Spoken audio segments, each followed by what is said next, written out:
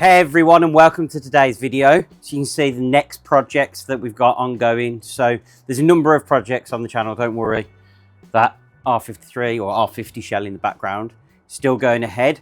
It's just things have changed in my life, and I just wanted to just make a quick change. It might upset a few people, but the F56 is going purely because I'm spending more and more time in that car with my children. They're nearly teenagers now, and I just need that extra space that the F56 just doesn't give. Trying to see them get in and out the back of that car now with the seats folded forward just doesn't look comfortable. Hence, we've gone for this. It was a little bit of a spur of the moment thing. Came up on Copart. I was actually looking for one of the newer JCWs, and this came up at a price I just couldn't turn down. So what do we have? So we've got an early Cooper S. I think it's a 2016 model. It's now Cat N because of the damage that we'll show you in a minute on the front. But for me, it's going to be a really quick turnaround in terms of getting this repaired and back on the road. So not only can I start using it, but then get ready to modify. It's not going to stay standard. So just like with previous builds, I want to change people's minds. It's one thing I love about doing what I do. It's the fact I can have the opportunity to buy a car like this. One that didn't sell that well, the F54 Clubman. Not the most popular because of the 5 doors and the estate nature of it. Everyone sees it as a bit sensible, maybe a bit boring. Not my opinion, but things I've heard people say compared to the hatchback. Let's see if we can actually change a few opinions. So I know people hated the F56 lately on socials and everything. That's getting a lot of love. I think it's in a really good position, and it's a shame to get rid of it, but I just have no use for it compared to when this is on the road. This is going to be the one that I use on a daily basis, so the F56 won't get used. And when I'm already building a hatchback in terms of the R50, it just doesn't seem right to keep hold of that. Again, I appreciate that it may upset a few people. That's a nice sign for me. That's really positive because that shows you lot actually care about the cars I build. But for me, hopefully you'll get that same connection with this car. Now, one of the first things that a couple of people have already said to me that have seen the car, it's a boring colour.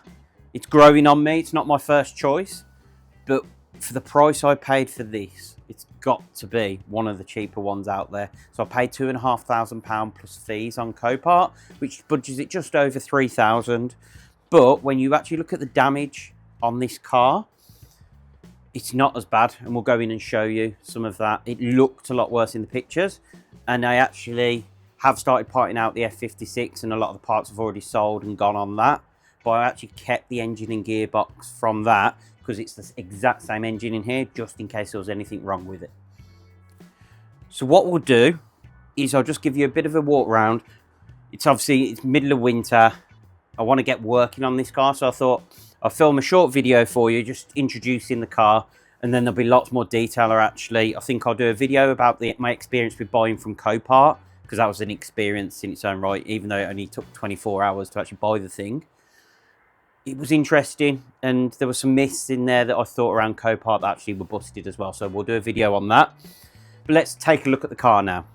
Okay, so you've got to excuse the garage in the background. We've been doing some more work on the house, so it's a bit of a mess, but I want to get it inside because it's freezing cold. So you can see straight away, one of the things that caught my eye, JCW wheels, JCW calipers, JCW side repeaters, and if we go inside, the JCW interior. Now these are all things that have been retrofitted by the previous owner because they didn't come on these early cars as far as I'm aware. So they're nice upgrades to have, and that took the risk out of this car for me, because if there was anything wrong with it that was catastrophic I'd missed, those were pretty much worth what I paid for the entire car. If we look down here at the damage, you can see that front bumper's hanging off, and the impact definitely was here. So if we look, something has gone into this corner. If we try and lift the bonnet, let me pop that open so we can see inside. Right, let's pop that up. There we go. So the headlight's gone, that's in the boot, that's salvageable. If you come in here, this is the bit that was exciting for me. Yes, there's a wood screw, random, don't know why. That crash beam there, it hasn't been touched from what I can see. It looks very much like the bonnet's done, so that's got to be replaced. Here has crumpled in, which has pushed this in. And I think this is part of why I got it cheap, because all this bodywork was touching this wheel. Copart didn't mark this as driving, they only marked it as running. So I was a bit worried that there might be something wrong with the gearbox or something. Actually, it's because the bodywork was sitting on this tyre. They didn't want to run the risk of damaging it. I mean, you can see the bodywork's actually rubbed through this tyre. I'm assuming while it's been moved around, because that's completely worn away on that. But even the bumper, although this front corner's smashed, the rest of it's in really good condition. And even the little fog lights down there in the back of the bumper. So I think this should be a simple repair, because all the radiators and fans are set back, so they're all protected, so nothing's damaged there. I think it's a new front bumper, new wing, new bonnet, and this headlight bracket, and then some repair brackets for the LED headlight itself. And then this car should be back on the road. It'll have its MOT to check it's all nice and safe. But that's pretty much it. There's a tiny little mark I'll show you on the back.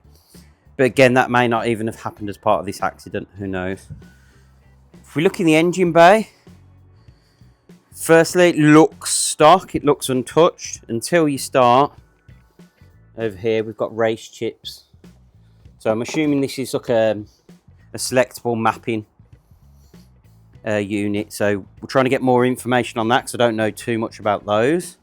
Looks like someone's trying to check or top up the oil there, but everything seems to run okay. I'll show you a video of it running in a minute, but I've had it up to temperature. Everything seems absolutely fine. Coming down the side of the car, this wing mirror has definitely had an impact.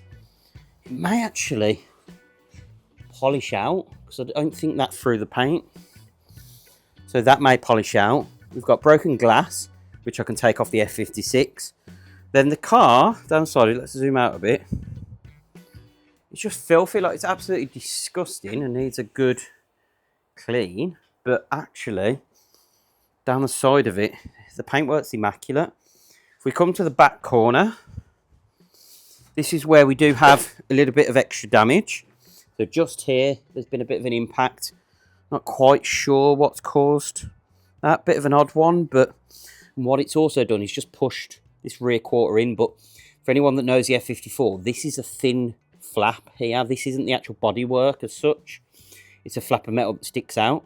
So I should be able to get some heat on that and then just pull that panel out, get that gap perfect so it lines up with that rear bumper.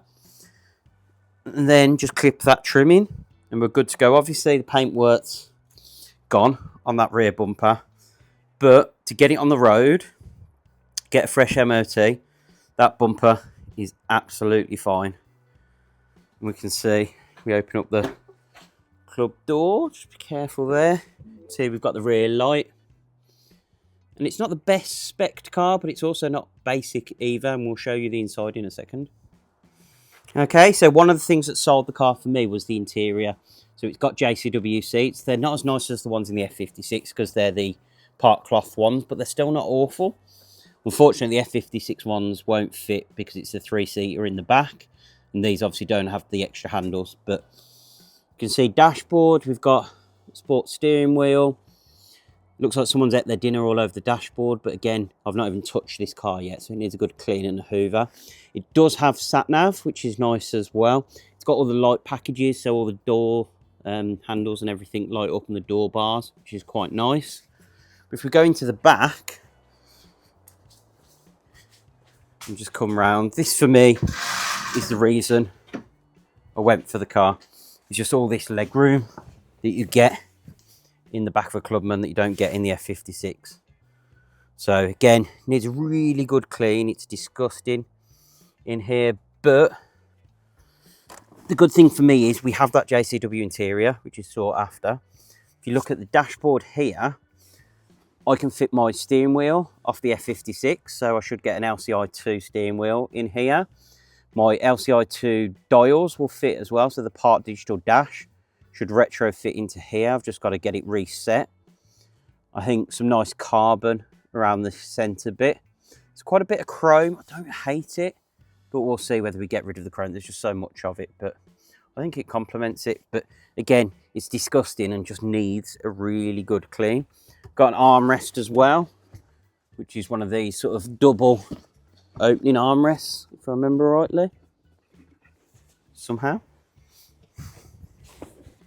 Oh yeah, lift that up. We've got a big armrest as well, and the locking wheel nut, which is good to see. So yeah, decent spec inside. Again, this is all just where it begins.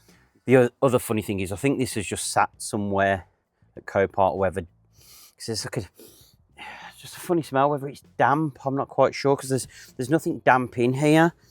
There is a bit of dog hair on the floor, so maybe the previous owners had dogs or something, and maybe that's the smell I can smell in here. But there's plenty for me of opportunity to modify. So for anyone that doesn't know the Clubman chassis, it's actually based on the Countryman chassis. It's not an F56 stretched, it's actually the Countryman chassis.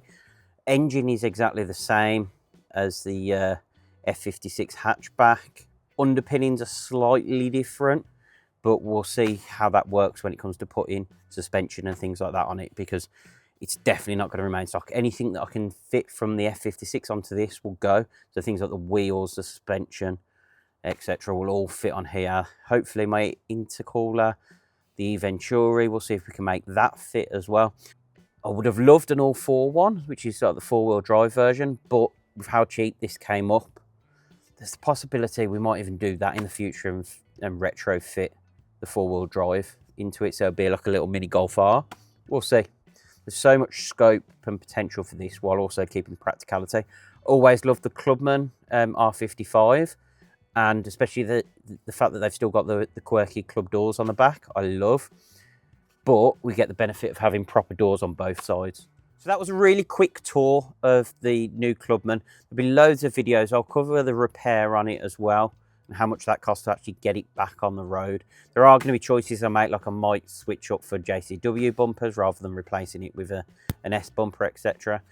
But the plan is to do lots of F54 content, because there's just nothing on YouTube when you try and find any how-to videos, any information about what fits from an F56. There's just nothing online. People have tried to be helpful, and there's some people that actually have some wrong opinions. So I'll also do a video of actually, if you want to buy an F54 and you need something more practical than an F56, but you've got an F56 that's modified, what can you take from one car and fit to the other? We'll do a little video on that as well.